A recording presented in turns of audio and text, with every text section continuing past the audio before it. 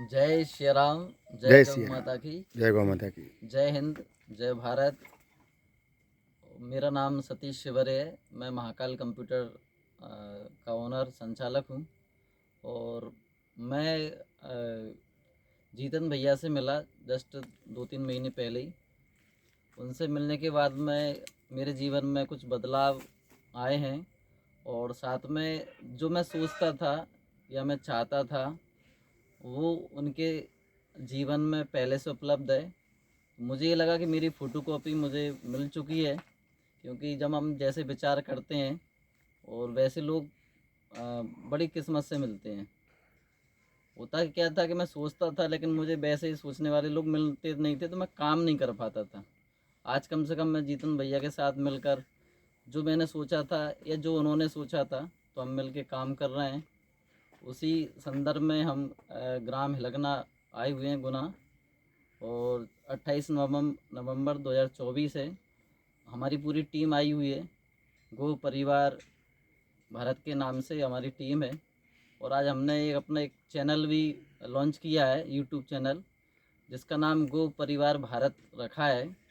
और आज हम राजीव भाई दीक्षित जी के जन्म तिथि अनुसार इस उपलक्ष्य में ग्राम हिलगना में उपस्थित हुए हैं। हम यहाँ पर गो बाखर, गो मंदिर, नंदी घर और गौ माता के लिए भी हम यहाँ शुरुआत करने जा रहे हैं।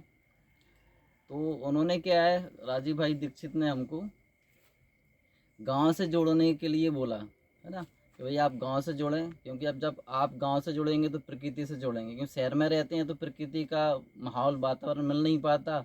जो शहर में रहता है उसको समझ में भी नहीं आता कि वो एक्चुअल में प्रकृति है क्या।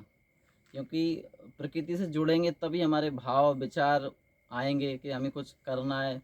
क्योंकि शहर में रहते समय तो हमारे दिमाग में कोई विचार नहीं आते, हम तो दिन भर मोबाइल, टीवी या परिवार में ही व्यस्त रहते हैं, कुछ नया सोच नहीं पाते। कम से कम हम ग्राम हिलगना में आते आते केदार भाई के साथ आते हैं, मतलब केदार भाई यहाँ रहते हैं, तो उनसे मुलाकात होती है। इस बहाने गाँव जाते हैं तो देखने को मिलता है, और इसी मुलाकात से हम प्रकृति से जुड़ जाते हैं। अब हमने ये ठाना है कि जो राजीव भाई दीक्षित कहते थे कि भाई हमारे विचार, जब तक विचार क्रांति नहीं होगी तब तक हम देश को, समाज को, या बहुत सारी बात हैं, खान पान को, है ना, या बहुत सारी चीज़ें हैं जो हमको देखा जाए तो ठग लेती हैं, मतलब भ्रमित कर देती हैं। तो उससे बचने के लिए सबसे अच्छा है कि राजीव भाई दीक्षित को सुना जाए, कि उन्होंने ऐसे ऐसे व्याख्यान दिए हैं, सभी चीज़ों पे दिए हैं उन्होंने। धर्म है, अर्थ है, काम है, मोक्ष पे भी दिए हैं, आध्यात्मिक भी दिए हैं, भौतिक व्याख्यान भी दिए हैं। और उनको सुनने के बाद में ये लगता है कितना गहरी सोच के साथ उन्होंने वो बातें रखी हैं। अगर आज का युवा या आज की पीढ़ी अगर उनको सुनेगी तो स्वाभाविक उनके जीवन में परिवर्तन आना तय है। क्योंकि मैं पहले से आध्यात्मिक रहा हूँ, लेकिन क्या है कि आध्यात्मिक होने से काम नहीं चलेगा। आज का समय ये नहीं कहता कि सिर्फ आध्यात्मिक बने रहो या राम राम बोलते रहो। अध्यात्म के साथ आपको कुछ ना कुछ करना पड़ेगा। जब तक आप कुछ नहीं करोगे, वो भी अच्छे कर्म करना पड़ेगा। हमें अच्छे कर्म करना पड़ेगा, साथ साथ में लोगों को जोड़ना भी पड़ेगा जो अच्छे विचारधारा के लोग हैं।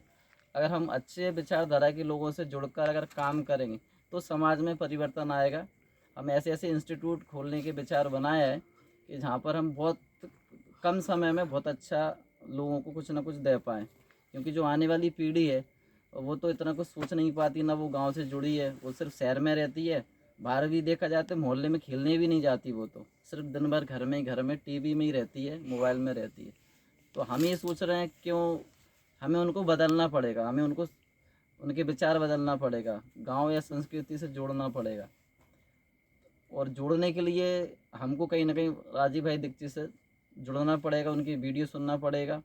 क्योंकि उनकी वीडियो सुनने के बाद में बहुत जल्दी आसानी से चीज़ें समझ में आने लगती हैं कि मिलावट क्या है, भ्रष्टाचार क्या है, जो संविधान है उसमें कहाँ कहाँ गलतियाँ हो गई, या जो आज के टाइम पे चल रहा है उसको समझने के लिए सबसे अच्छा कि राजीव भाई दीक्षित को सुना जाए। और मैं कोशिश करूँगा कि जो मैं कह रहा हूँ, मैं भी पर डे एक वीडियो रोज़ देखूँगा।